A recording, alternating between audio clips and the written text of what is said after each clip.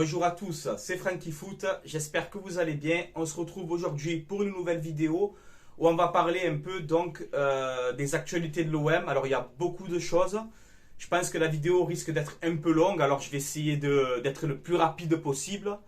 Mais bon, comme je suis lent de nature, je pense que ça va être compliqué.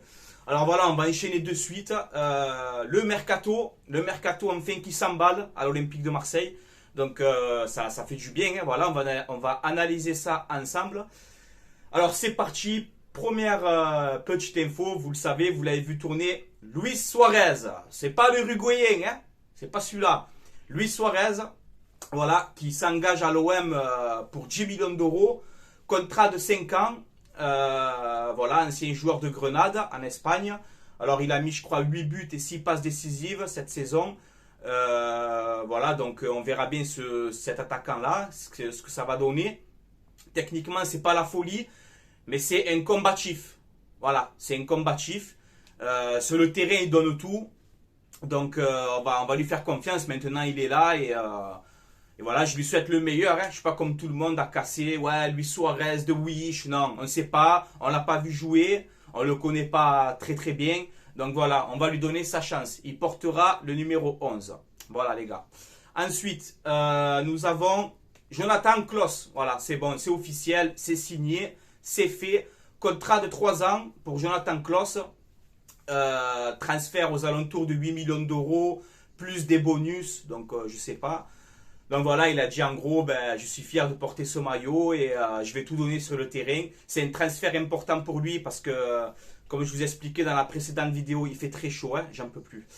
Comme je vous ai expliqué dans la précédente vidéo, il a sa place pour l'équipe de France. Donc voilà, c'est pour ça que jouer la Ligue des Champions avec l'OM et se mettre un peu plus en valeur, c'est tout bénef pour lui les gars. Donc voilà, Jonathan Klaus, bienvenue à toi, régale-nous et j'espère que tu vas mouiller le maillot. Voilà.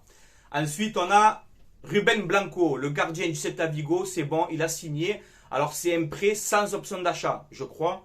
Alors, ce transfert, il est un peu bizarre. Pourquoi tu ne mets pas une option d'achat dessus? Je ne sais pas. Dites-moi en commentaire si c'est vrai ça. Mais voilà, ce que j'ai vu apparemment, il n'y aurait pas d'option d'achat pour Ruben Blanco. Gardien espagnol de 26 ans, 1m88. Donc voilà, ça sera la doublure à Pau Lopez. Ensuite, on a Lazovic. Personne l'a vu venir celui-là. Lazovic, voilà, piston gauche de l'Hellas Vérone, qui a été coaché donc par Igor Tudor, un joueur que Igor connaît très très bien et qui, dans son système de jeu, normalement, fera l'affaire. Voilà, donc on verra bien. C'est un Serbe de 31 ans, taulier de l'Hellas Vérone. Hein. Voilà, passé par, je crois, le PSV, par le Torino. Voilà, et chaque fois dans les clubs où il passe, il est titulaire. Voilà, 31 ans, contrat de 3 ans. Logiquement, Strootman devrait être inclus dans le deal. Donc je ne sais pas si c'est vrai. Mais voilà, alors on a vu aussi que son arrivée à Marignane elle aurait été bloquée, je ne sais pas quoi, par rapport à Strootman, ça bloquerait le transfert. Mais voilà, je pense que ça va se décanter. Mais voilà, Lazovic aussi. Donc je pense que la rumeur Tavares, elle est terminée. Je pense, hein, donc ça sera Lazovic, piston gauche. Voilà, donc bienvenue à toi. 31 ans, voilà, contrat 3 ans, on verra bien ce que ça va donner. Il va très très vite. Voilà, c'est un joueur qui va très vite, qui fait beaucoup de passes décisives et qui centre très bien. Donc enfin, dans notre système de jeu à l'OM, on a de vrais pistons, comme Klaus, comme Lazovic. On verra bien. Lazovic, c'est pas encore officiel. Hein, voilà, mais je pense que ça devrait se faire, je l'espère. Voilà. Ensuite, qu'est-ce qu'on a? Bon, Tavares, du coup, c'est cuit. Voilà, alors en plus, c'était pas trop chaud pour venir à l'OM. Alors déjà qu'à Arsenal, tu joues pas beaucoup. Si en plus l'OM te demande et tu fais des manières, reste où tu es, on n'a pas besoin de toi. Et voilà, moi j'aime pas les mecs qui font tu sais, on dirait des starlettes là. Non, tu veux pas venir, viens pas, on s'en bat les couilles. Voilà, donc Tavares, je pense que c'est cuit. Mais c'est un bon joueur quand même, hein. C'est un bon joueur, mais je pense que c'est mort. Voilà, ensuite, côté départ, on a vu que l'OM aimerait se séparer donc de Amavi, de Kolasinac et de Kaletatsar qui est en fin de contrat. Et hors de question qu'il nous fait une Camara bis. Donc si tu peux le vendre même 10 millions, il faut foncer. Voilà. Donc l'OM a mis ces joueurs-là sur la liste des transferts. Ensuite, on a vu aussi que côté départ, l'Olympique de Marseille aurait fait savoir à Lirola et Bakambu s'ils trouveraient une porte de sortie, il ne faut pas qu'ils hésitent. Voilà. Donc on verra bien. Lirola, pour moi, ben, malheureusement, il n'a plus le niveau pour l'OM. Même si j'aimerais le garder en doublure de Klose hein, pour essayer de lui redonner une chance. Mais Lirola, même au match amical et tout, je sais pas, on dirait c'est plus un joueur de foot, on dirait. C'est vraiment dommage parce que rappelez-vous, Lirola, quand il arrive à l'OM, c'était un monstre. Donc on voit que l'OM apparemment aurait fait savoir au clan de Lirola et de Bakambu, s'il y a une porte de sortie, vous pouvez y aller. Rien d'officiel, je précise. Ensuite, on a Luis Enrique qui doit normalement être prêté avec option d'achat à Botafogo, club brésilien. Alors apparemment, il y aurait une condition pour que l'option d'achat soit obligatoire. Il faut que Luis Enrique joue un total de matchs, etc. Pareil, je ne sais pas si c'est vrai, je vous dis ce que j'ai vu tourner. Mais voilà, Luis Enrique devait être prêté avec option d'achat à Botafogo. Voilà. Ensuite, on va enchaîner. Alors cette folie de Twitter. Monsieur hashtag Ronaldo OM. Alors ça a fait le buzz. Voilà, ça a fait le buzz de partout. Tendance sur Twitter quand même. Donc on voit que la team OM, ils sont présents. Sur ça, il n'y a rien à dire. Alors ça parle de Cristiano Ronaldo. Voilà, le rêve Cristiano Ronaldo, Cristiano Ronaldo, Cristiano Ronaldo. Cristiano Ronaldo, il touche 30 millions par an à la famille. 30 millions par an, Cristiano Ronaldo. On le paye comment? Les amis, Ronaldo il vient à l'OM, mais je suis le premier content. Hein. Mais on le paye comment? Quand tu sais que Sampaoli, il est parti, soi-disant, parce qu'on a refusé des Griezmann et des Renato Sanchez, comment tu vas faire Ronaldo, les gars? À un moment donné, il faut être réaliste. Alors oui, la rumeur, elle a pris de l'ampleur, tout ça, mais par rapport aux réseaux sociaux. Parce que c'est parti d'un délire. Ronaldo, l'OM, c'est parti d'un délire, ça a suivi le mouvement. On a vu même que Mamadou Niang et tout, ils ont envoyé des messages. Oh, via l'OM, je sais pas quoi. Donc bien sûr que ça serait beau, un Cristiano à l'OM et tout. Mais moi, je n'y crois pas. Perso, je n'y crois pas. Voilà. Et d'ailleurs, l'Olympique de Marseille, le compte officiel de l'Olympique de Marseille a répondu avec humour. J'ai bien aimé d'ailleurs. Ils ont mis la photo de Rolando. Tu vois, c'est pas Ronaldo OM, c'est le hashtag Rolando OM. Ils ont répondu avec de l'humour. Voilà. Donc, fin du débat Ronaldo. Voilà, moi, je n'y crois pas. Et voilà, c'est mon avis. Après, s'il vient, eh ben, franchement, je ferai mon mea culpa. Hein. Mais non, moi, je n'y crois pas. Voilà. Donc, fin du débat. On va pas parler de ça 100 ans. Ensuite, qu'est-ce que j'ai noté? Vite fait, j'ai eu mon ami Mendes là au téléphone. Avant de faire la vidéo, il m'a dit Francky, foot, tu as vu l'émission hier de l'équipe 21? Ils ont parlé sur l'OM, ils ont dit que comme quoi l'OM, est-ce que c'est un mercato de Ligue des Champions ou est-ce que c'est un mercato d'Europa League qu'ils sont en train de nous faire l'OM? Alors je sais plus c'est qui ce pitre là qui a parlé de ça hier. Alors j'ai envie de répondre avec gentillesse et humilité à l'équipe 21 parce que vous, à part parler du Paris Saint-Germain et de Neymar et Messi, je ne sais pas à quoi vous parlez et restez entre vous, invitez les supporters comme nous. Invitez-les sur les plateaux pour qu'on débatte avec vous. Alors moi, ce que je vais répondre à mes amis de l'équipe 21, quand on te dit hier dans l'émission, oui, l'OM nous fait un mercato d'Europa League, est-ce que vous avez vu le 11 jouer? Est-ce que la saison a démarré? Est-ce que la saison, elle a démarré? Pourquoi vous jugez alors qu'on n'a même pas démarré la saison? Le Paris Saint-Germain, vous que vous êtes beaucoup Paris Saint-Germain là, c'est pas pour tacler Paris là que je fais ça, c'est pour leur répondre à eux. Hein. Vous là, que vous parlez que du Paris Saint-Germain, l'équipe 21, hein, le PSG c'est quoi le mercato alors? Ekitike de Reims pour 35 millions d'euros. Après on te dit oui, le PSG ne veut plus faire les pigeons. Tu prends un mec à 35 millions d'euros qui a fait une bonne saison en Ligue 1, qui a mis 10 buts. C'est un mercato de quoi le Paris Saint-Germain? Tu prends des Vitinha de Porto, très bon joueur, hein, 40 millions d'euros, il a fait 2 ans bon à Porto. C'est un mercato de quoi? Est-ce que c'est un mercato pour gagner la Ligue des Champions côté Paris Saint-Germain? Ah ça vous en parlez pas hein? Eh oui, par contre l'OM, dire l'OM c'est un mercato d'Europa League alors qu'on n'a même pas démarré, on n'a même pas vu jouer. Pareil pour Paris d'ailleurs, hein, quand ça va marcher, Kitike et tout, j'en sais rien, mais c'est pour vous dire, toujours attaquer l'OM. Donnez la chance un peu, donnez-leur la chance. Suarez, on le connaît pas, on l'a pas trop vu jouer, Lazovic aussi, comment ça s'appelle, Mbamba, on sait pas trop, mais voilà, on fait confiance à la nouvelle direction, on fait confiance à Longoria, il sait ce qu'il fait, Voilà, donc j'ai envie que ça marche. Mais de là, l'équipe 21, ne commencez pas à dire c'est un mercato d'Europa League. Rappelez-vous en 2016. Rappelez-vous le mercato de l'OM en 2016, les gars. On te recrute des Hugo Khan, des Zinedine Machache, comme ça, avec le maillot et tout. N'oubliez pas d'où on vient, mes amis. N'oubliez pas d'où on vient, les gars. On vient de loin. Moi, je préfère, ça fait 2 ans que Longoria fait des mercatos. Je préfère les mercatos de Longoria, des Guendouzi, des Gerson, tu vois, des Milik, tu vois, des Saliba, des Lazovic, ma foi, des Klos, tu vois. Moi, je préfère des mercatos depuis 2 ans, comme ça se passe avec Longoria, qu'à l'époque. N'oubliez pas d'où on vient, les amis. Regardez, mes chers amis de l'équipe 21, en 2020, là, quand on va en Ligue des Champions, 2021, là, avec Villas-Boas, quand on va en Ligue des Champions, notre recrutement, Luis Enrique Nagatomo, pour aller en Ligue des Champions, n'oubliez pas d'où on vient, les amis. D'accord? C'est important de le dire, ça. Donc, mes amis de l'équipe 21, attendons de voir la saison, ce que ça va donner sur le terrain. Après, on pourra juger. Peut-être que vous avez raison. Je ne sais pas. Mais aller dire de là, c'est un mercato d'Europa League, non. C'est peut-être un mercato malin et intelligent aussi de l'OM. Ça peut être possible aussi, ça. Voilà. Fin de la parenthèse. Ensuite, vite fait, le nouveau maillot Africa de l'OM que je trouve magnifique. Voilà, c'est Mbamba, je crois qu'il le porte. Il est magnifique ce maillot, donc voilà, je voulais vous partager cette photo que j'ai vue. Et une deuxième photo que j'ai vue aussi qui m'a fait plaisir, c'est Maradona, qui repose en paix encore une fois. Maradona, grosse légende, avec le maillot de l'OM. Donc j'ai vu cette photo, ça m'a plu. Alors on sait qu'à l'époque, quand il était à Naples et tout, il devait signer à Marseille.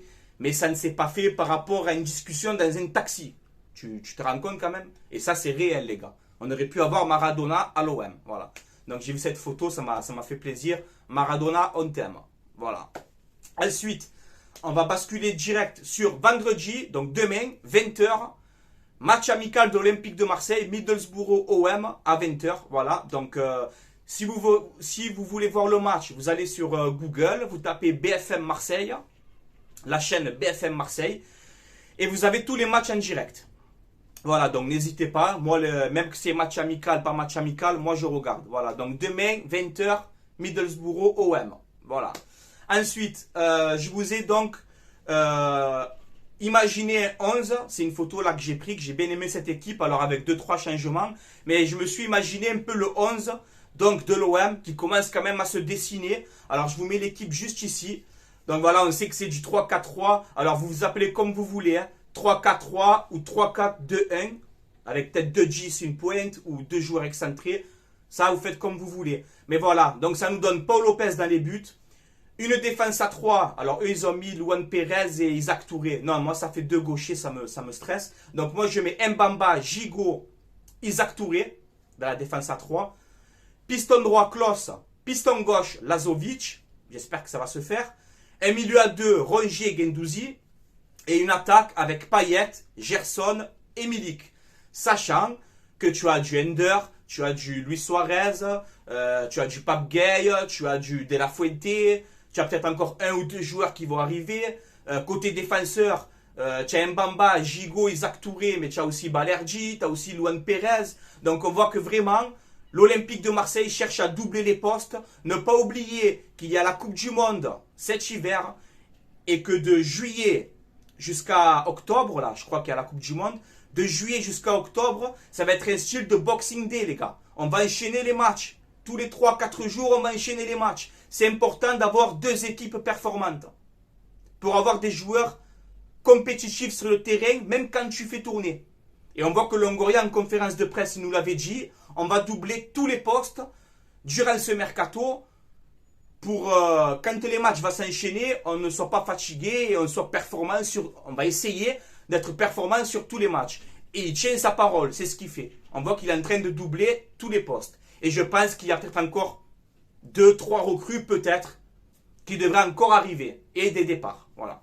Donc voilà à peu près à quoi doit ressembler l'Olympique de Marseille la saison prochaine. Alors moi quand je vois la défense, Mbamba, Isaac Touré et Gigot, moi, je me dis, tu t'imagines quand même, si tu fais revenir Saliba, tu fais Saliba, Mbamba, Isaac Touré, ou Luan Pérez, comme vous voulez, c'est solide, hein, les gars.